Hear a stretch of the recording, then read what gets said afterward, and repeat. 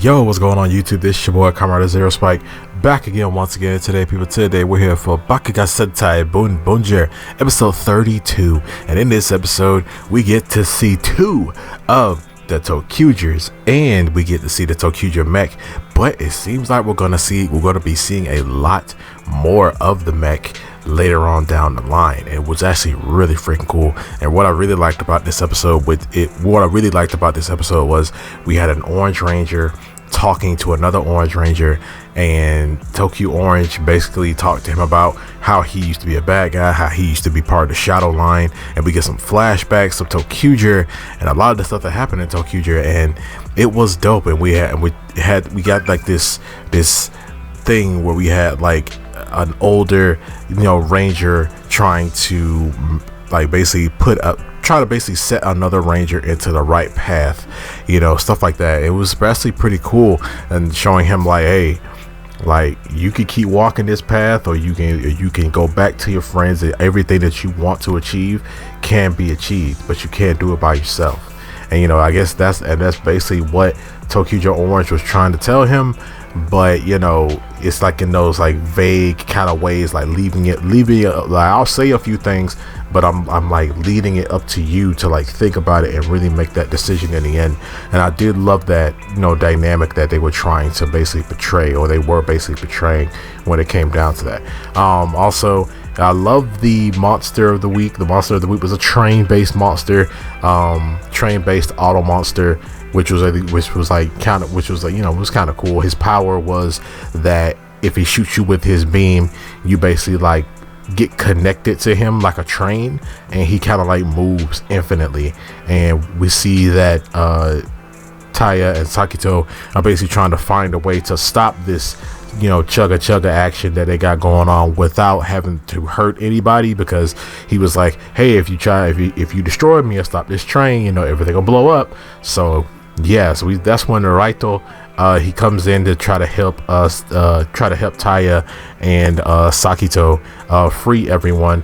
We saw that Sakito and Taya were able to create like this like makeshift train tracks that move in a circle. So they had the the auto monster and everybody else like basically move around in a circle in order to like keep them from going anywhere else.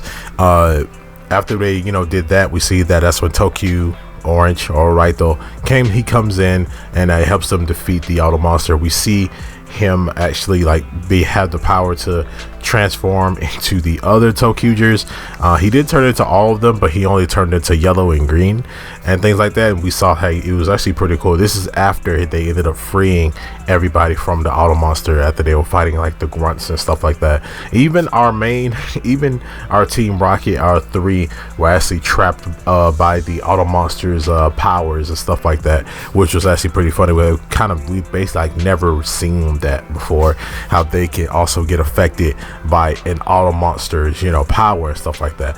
So we did see how Sakito and Genba were in this battle with each other. We see Sakito is like the only one that's really like keeping an eye on Genba. Everybody else is kind of just like leaving him alone, kind of like honoring his wish. But Sakito and BOD are like, F that. Like, they've been keeping like a close eye on him and kind of like getting into whatever business he's been trying to getting to his business, or what he's been trying to do and stuff. Because we even saw them fight at one point. So we see that Sakito is really taking it upon himself to really try to get through to Genba. We see this in this episode, saying like, they were actually wrestling each other, and Sakito is trying to convince Genba to join back up with everyone.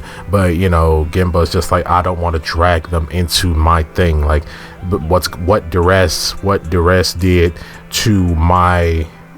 did to me is my business and my business alone, and I should be the one to get revenge for my planet and my people and things like that. And Sakito was like, yeah, but you're being stubborn. Like, you can't, I guess, like, because the way Sakito is, he can't like formulate the words to say what he needs to say to Genba, which is the thing. But we see that Tokyuger Orange seems to be the one that's trying to point Genba in the right direction. But we see that Raito, he seems more mature. Like, he seems like he grew up a lot. Like, and I love that they actually got the actual actor for Raito. Like, they got the actual actor for him. And he seems more mature. He's a little bit more like kind of calm. Like, he seems more, he feels like a veteran ranger. He feels like a veteran type of ranger. He still has that happy-go-lucky innocence about him, but it's a more mature like version. He's a little bit more mysterious type thing going on with him. And it was actually really, like I said before, it was really cool to see the actual actor that played him to actually make an appearance in this episode. Same thing with ToQger Orange. Like, that's really cool. They kept the classic harmonica thing they had going on. It was dope, and I love the subtle, references to ToQger and stuff like that. Was actually pretty cool. ToQger is a great series. I really recommend it. But now that we see that they Sakito and Taya are ended up defeating the auto monster, and then we get our mech fight, and we see the return of the ToQger mech, and we see that Sakito is the one to pilot it because Bune Diesel is trying to recover from being stuck in the auto monster's power, so he's out of commission right now. So we see Raito is basically trying to teach Sakito how to use the train mech, but Sakito's like, F it. He rips out the freaking steering wheel and puts his steering wheel inside of it, and able to control the ToQger mech with it. And they ended up defeating the auto monster in a really, really cool way. We see that Raito basically teaches them about imagination, and he's basically like, imagine our victory right now, imagine us defeating him right now. And everybody has that little subtle moment of imagining it all at the same time, and they ended up defeating this auto monster, which was really dope how they did it. But yeah, this mech fight was a little long, but it was really cool, and especially when you incorporated all the train and car aspects of these two different teams. They're both vehicle teams, but one team is cars and stuff like that, and the other team is like trains. So they kind of coincide with. I hit my mic. God dang it. Gee, I was on a roll, but they kind of coincide with each other, which was dope. So we see that after the fight's over, that's when Raito, he like leaves, and he commemorates the Boonboomger and says that, hey, you guys are making your own dreams and stuff like that come true. So he leaves, but in the preview for the next episode, we see a quick image of Bune D fused together with the ToQger mechs. So it seems like Sakito they're keeping it. They're keeping the ToQger mech. They're keeping it. That's never happened before in Sentai. Like a past Sentai gives their mech to the current Sentai after them. That like I knew that, I kind of figured that Boonboomger was going to incorporate trains in their arsenal some kind of way, like, because they're cars, so like trains are also just big vehicles, and we did get the plane, we did get like some jet kind of stuff with Bune Diesel, but now we got trains, but it's from a whole different team. And that's really cool to me. That's a really cool, that's never happened before. If it has happened, please let me know. But that's actually really freaking dope. So now we're gonna see more of the Bune, of the ToQger mech fused with Bune Diesel, and Sakito is gonna be taking the helm with that. So now he got his own freaking mech now. So now the mech arsenal is back at it, and I'm wondering what could they do with it. Like, could Bundario go and like modify some stuff and make some more stuff and upgrade it? Like, could he do that? That would be awesome if they really experimented with that. That would be awesome. But also, we got the foreshadowing of our characters team power-ups, the jackets that they've been promoting for months now. we see that Bune Diesel is making them, he's sewing them, but they have special technology within them.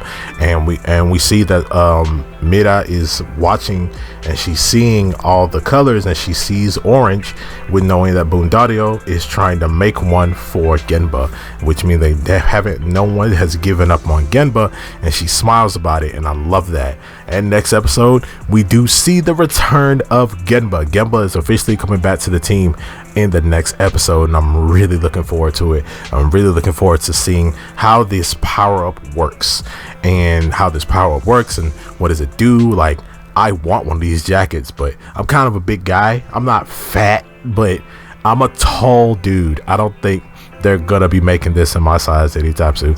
I don't know, but other than that, this episode was awesome. This episode was really cool. No Duras in this episode, just a flashback of him.